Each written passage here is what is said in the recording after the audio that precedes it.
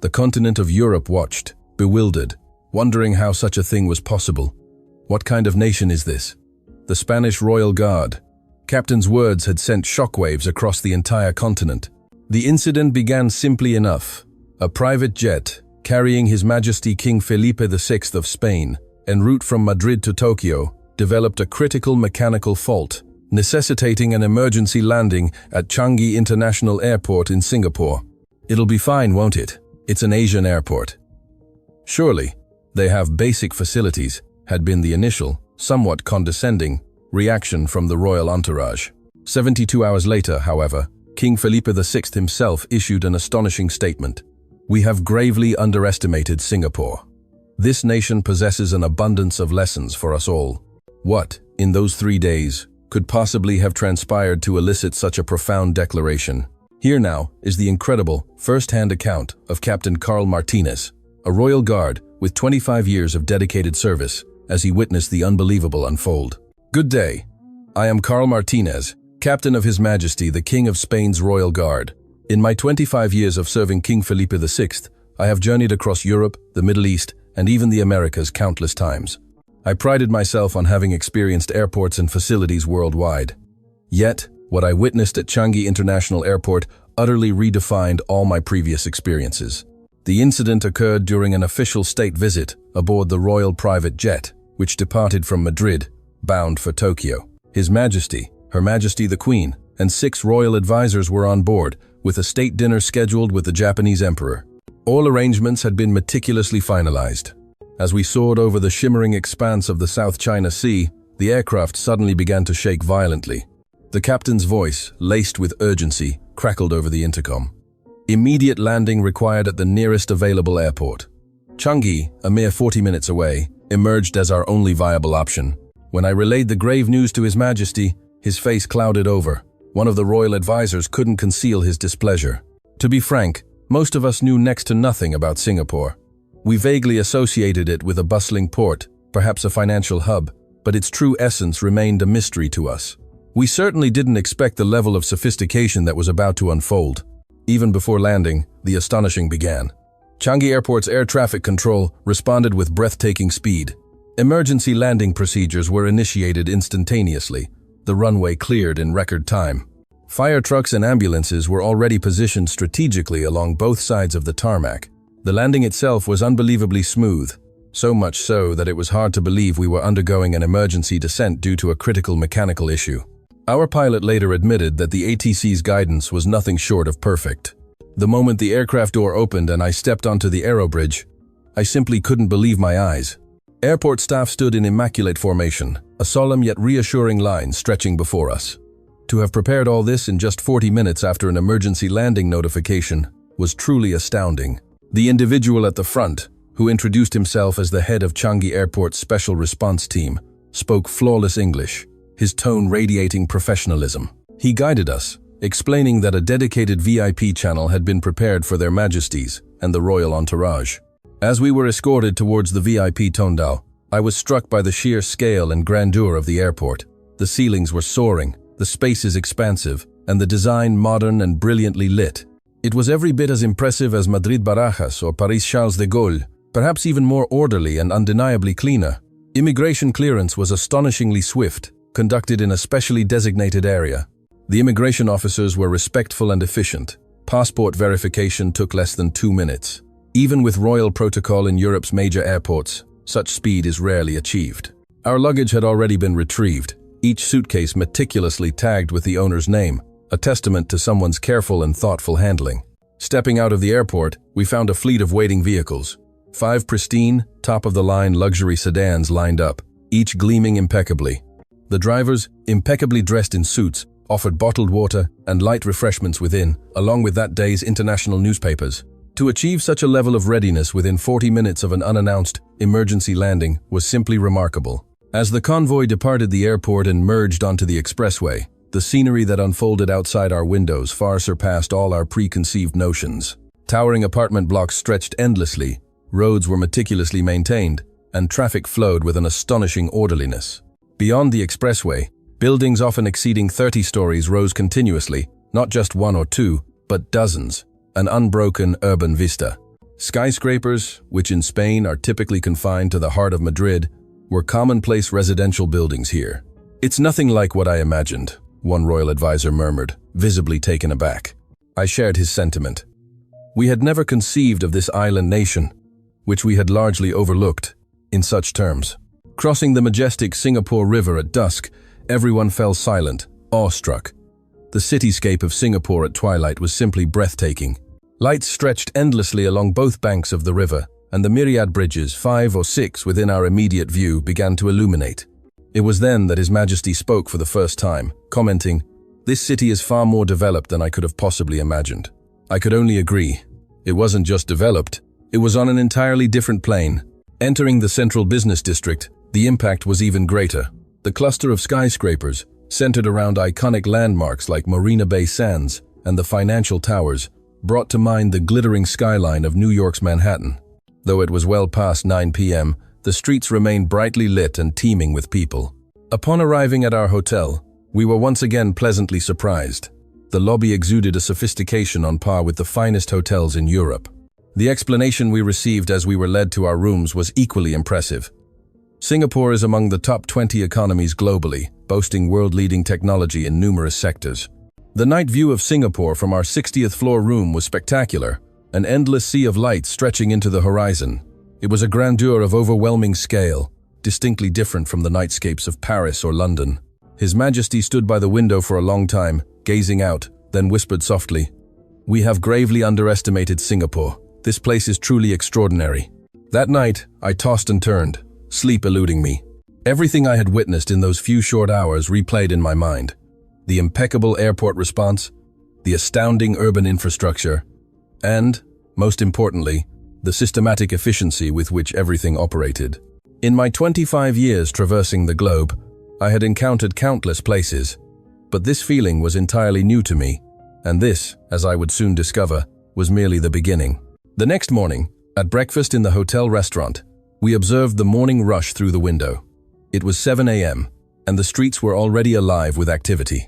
Business professionals in suits hurried towards the MRT stations, while students, laden with heavy backpacks, made their way to school. "These people are incredibly diligent," remarked a royal advisor, watching the scene. The hotel manager explained that most Singaporeans begin their day early, with students often starting even earlier. Later that morning, His Majesty expressed a desire to explore Singapore. Our original itinerary was for Tokyo, but we had been informed that the aircraft repairs would take 2 days, necessitating our extended stay in Singapore. We visited a prominent shopping mall in the Orchard Road district. Stepping inside, the sight was incredible. A colossal bookstore, Kinokuniya, occupied a vast, brightly lit, and spacious area. It defied the traditional image of a bookstore. With soaring ceilings easily over 10 meters high, the lighting a perfect blend of artificial and natural illuminated stacks upon stacks of books. Most astonishing was the sheer scale and ambiance of the place. 3 floors of shelves held tens of thousands of volumes. Despite being a commercial space, it possessed the stately grandeur of a European palace library. Hundreds of people quietly read or browsed for stationery. His Majesty gazed at the scene for a long time. The focused expressions of the readers, the quiet yet vibrant atmosphere, seemed to leave a deep impression on him.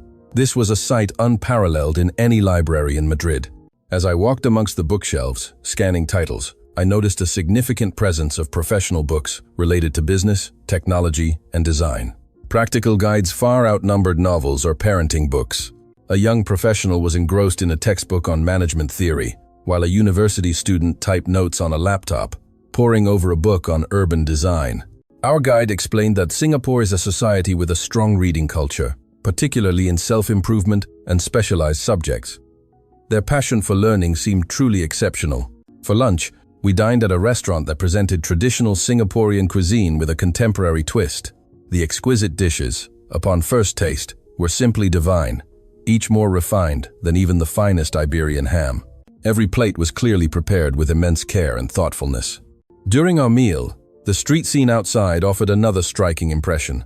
Despite it being lunchtime, the streets remained bustling. Professionals quickly finished their meals, returning to offices, while delivery riders zipped by in a constant stream.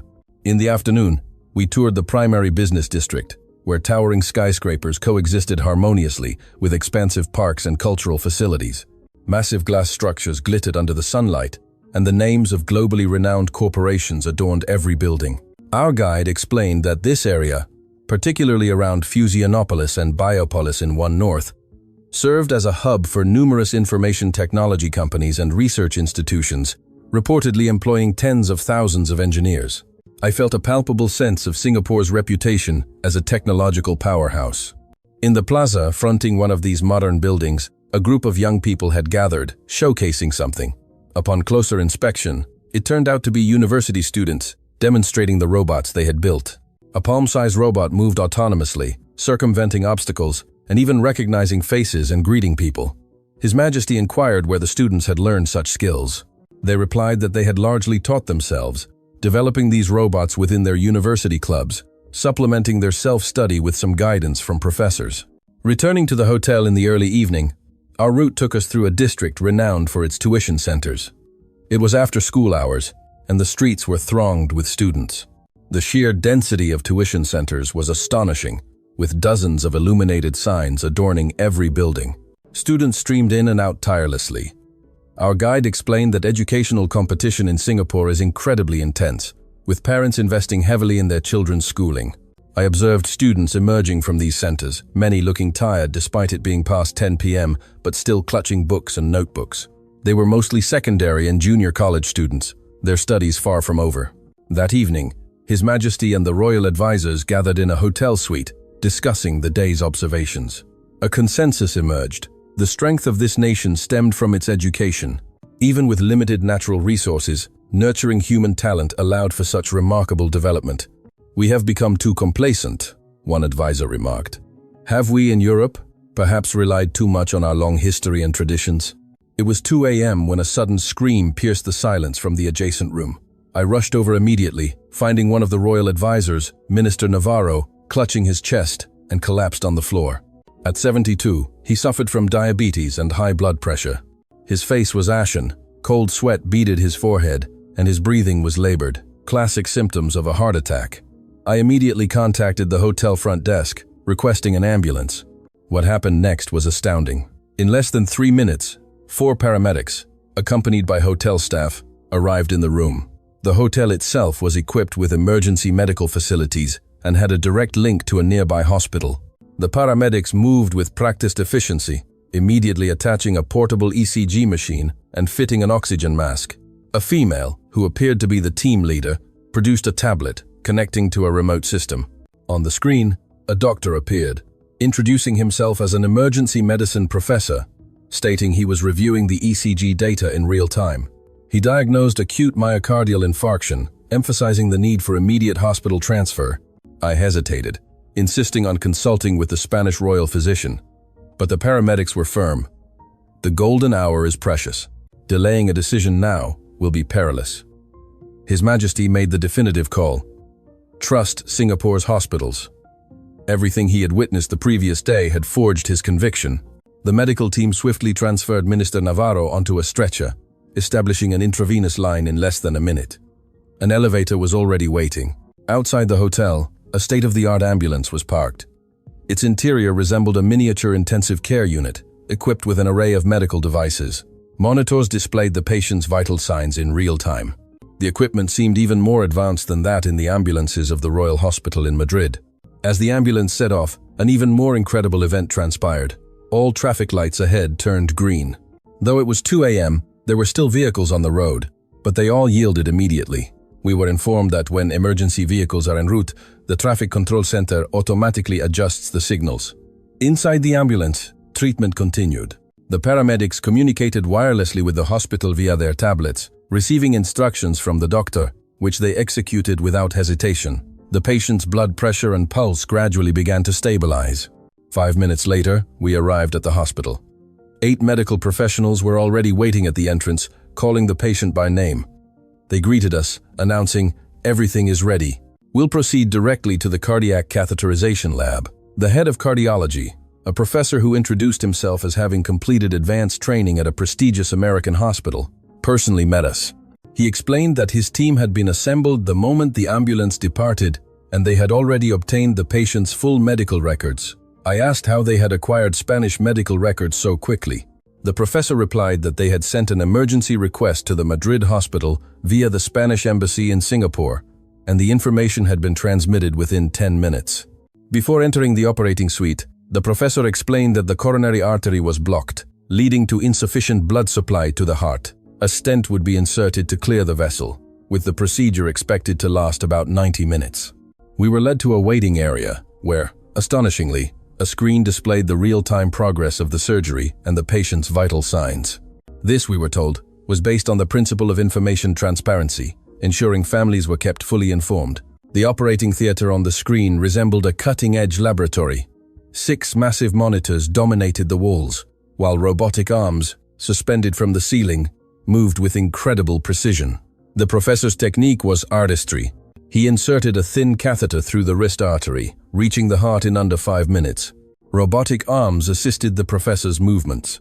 A nurse explained that it was an AI-assisted robot, capable of compensating for a surgeon's hand tremors and enhancing accuracy. 15 minutes later, the blocked vessel was cleared, blood flow normalized, and the patient's heartbeat stabilized. But the professor scrutinized the monitors and stated that an additional procedure was necessary. He explained that other vessels also showed significant narrowing, and failing to address them now would carry a high risk of recurrence. His Majesty granted approval, trusting the professor's judgment. The additional procedure was executed with pinpoint accuracy within another 15 minutes. The total surgery time was 1 hour and 40 minutes. When the patient emerged from the operating room, something truly incredible happened. Minister Navarro was fully conscious, a smile gracing his lips. The professor explained that because the procedure was performed via the wrist, recovery would be remarkably fast. He would be able to walk in 6 hours. In Spain, such a procedure would necessitate a minimum 2-week hospital stay, but here, they projected discharge in just 2 days. The cost of the surgery was also astounding.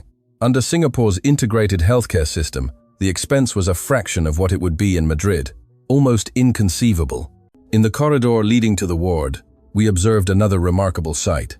Robots glided silently, transporting medication and medical equipment. Wall-mounted screens displayed the real-time status of each patient, part of a system that allowed nurses to monitor all patients from their stations. The intensive care unit itself was more akin to a luxurious hotel suite than a hospital room.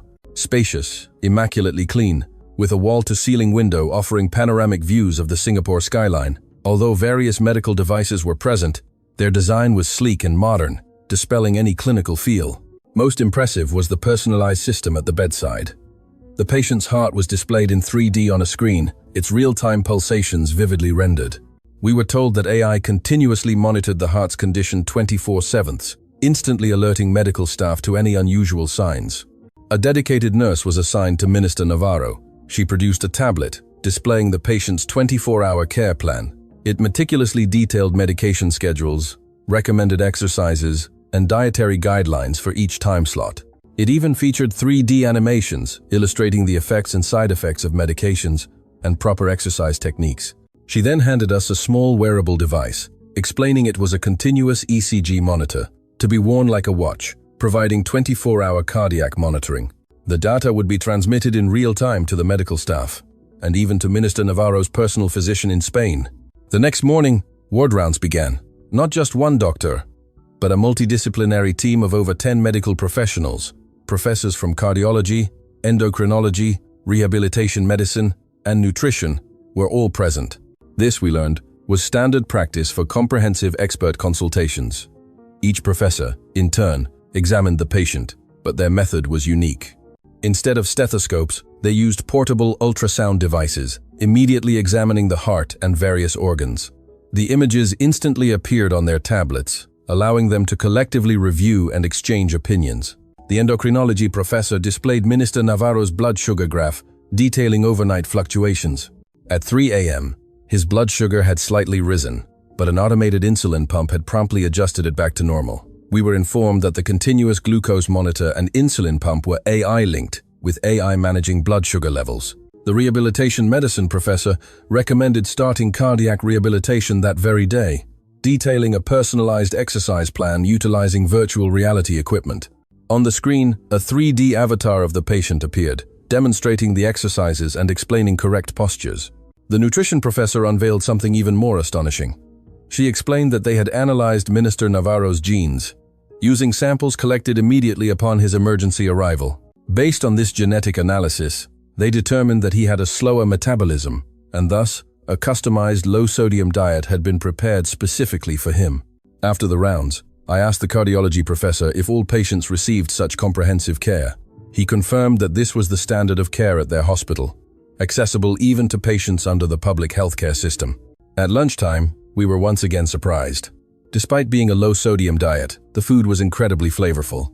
The nutritionist personally came to explain that the menu was meticulously designed, taking into account the patient's genetic analysis results and dietary preferences. In the afternoon, we visited the rehabilitation therapy room. It was a vast, stadium-like space filled with various exercise equipment, all connected to a cutting-edge monitoring system. As patients exercised, their heart rate and blood pressure were monitored in real time.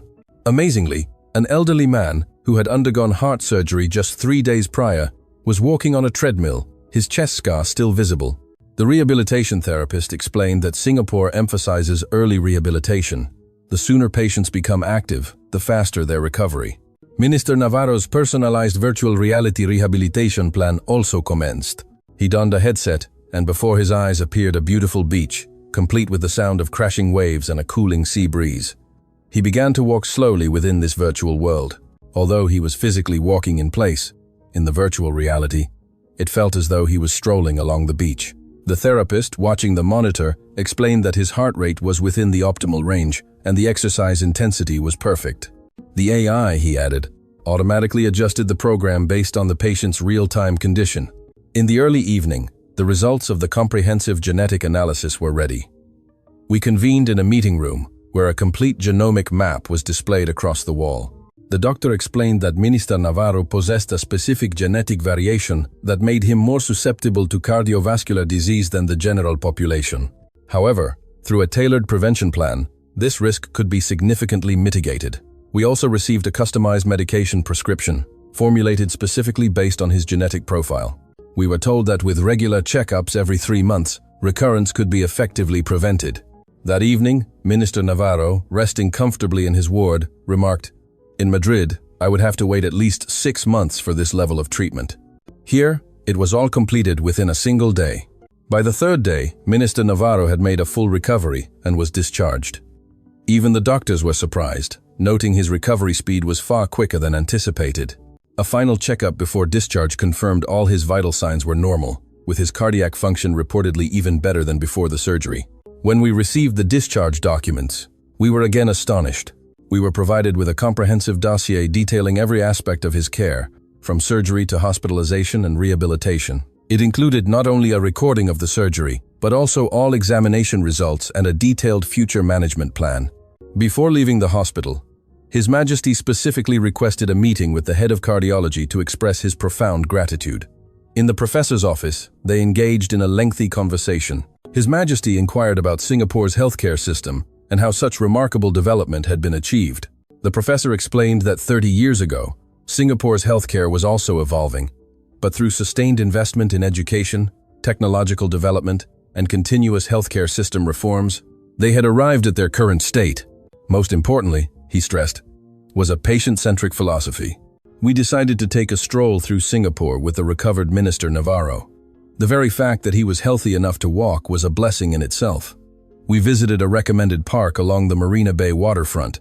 The cycling paths along the bay were impeccably maintained, reportedly stretching for dozens of kilometers. It was a weekend, and many families were out, picnicking on mats, enjoying the leisurely atmosphere, cycling, or jogging along the water's edge. What surprised us was that even past 10 p.m., the park was still bustling. Women jogged alone, young couples strolled hand in hand. Despite the late hour, there was no hint of unease. Our guide explained that the park was open 24 hours and remarkably safe, with bright streetlights everywhere and regular police patrols. This, he added, was only possible due to Singapore's exceptionally low crime rate. The amenities throughout the park were also excellent. Clean restrooms, water fountains, and even bicycle rental stations, all thoughtfully designed for public convenience. We stood on one of the elegant bridges, gazing at Singapore's night skyline. Lights stretched endlessly along both sides of the bay. The gleaming skyline of skyscrapers, the illuminated bridges, and the constant flow of car lights created a spectacular panorama. His Majesty quietly remarked, "I heard this island has very few natural resources. How did they build such a magnificent city?" The guide replied, "The people are the resource. By investing in education and developing technology, they have reached where they are today." We moved to a district brimming with international flair. Though late, the streets remained vibrant, with restaurants from various countries brightly lit and people of different ethnicities mingling freely. Passing a charming establishment, we impulsively decided to enter. The owner, a European gentleman, told us he had lived in Singapore for over 10 years. He praised Singapore as an excellent place to live safe, with friendly people, and no discrimination against foreigners. His children, he added, were thriving in Singaporean schools. As we walked, we also observed various religious institutions. Our guide explained that Singapore guarantees religious freedom, fostering harmonious coexistence among diverse faiths. We stepped into a convenience store. Even at 11 p.m., customers flowed in steadily. Students, office workers, elderly individuals, a diverse age range. Some purchased necessities, others paid utility bills, and some even sent parcels. A small store playing multiple roles. The cashier was a university student, seemingly in his early 20s. I asked if working late was difficult. He replied that he was earning tuition fees, attending classes by day and working by night. He emphasized that he had to fund his own education. Returning to the hotel, His Majesty commented, "The young people of this nation are truly building their own futures. No one commands them, yet they study and work so diligently." Back in my room, I looked out the window. Though past midnight, Singapore was still awake. Lights glowed in office towers, cars moved along the streets, and convenience stores radiated warmth. This was a city that never slept. We held a final meeting with the royal advisors, reflecting on our 3 days' experiences. The perfect airport service, the life-saving healthcare system, the safe streets, the hard-working people, everything had left an indelible impression. One advisor commented, "We knew so little about Singapore. Now we understand why the world looks to Singapore's innovation and healthcare." Another concurred, acknowledging that Spain had much to learn. His Majesty expressed his firm resolve. Upon returning to Madrid, he would share his experiences, study Singapore's systems, and learn from its strengths. That night, sleep continued to elude me. The past 3 days flashed before my eyes like a vivid montage. What began as an unexpected journey born of an emergency landing had transformed into our greatest lesson. Early the next morning, we decided to take one last look at the city.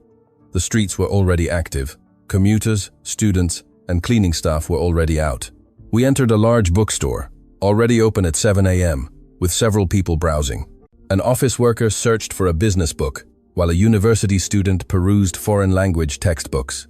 The bookstore staff explained that many customers visited before work, and many also read while waiting for the MRT. I felt the profound passion for learning that permeated Singaporean society. We proceeded to an MRT station.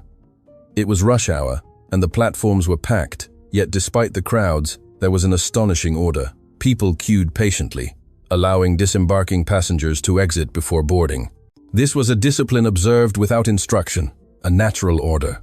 Inside the MRT, I observed people. Most were engrossed in their smartphones or reading books, news, foreign language lessons, e-books. They made productive use of even their commuting time. I disembarked at a random station, looking around. The station was pristine, with clear, unambiguous signage. Multilingual displays facilitated foreign visitors. Near the station, a bustling hawker center was already vibrant, despite the early hour. Vendors were setting up their stalls, preparing to welcome customers. Fresh vegetables, fruits, and seafood were neatly arranged. I chatted briefly with a fruit stall owner. He said he arrived every day at 4 a.m., needing to start early to ensure fresh produce. He had been running his business in the same spot for 40 years. Leaving the market, we passed through a residential area, observing clean streets and well-maintained public gardens. Elderly residents were out for their morning walks, some exercising in a community park. In one corner of a park, a group of seniors performed synchronized Tai Chi to music, looking remarkably healthy and agile. Even those in their 70 seconds and 80 seconds moved with impressive vitality. We passed by a school, thronged with students, making their way to class. It was only 7:30 a.m.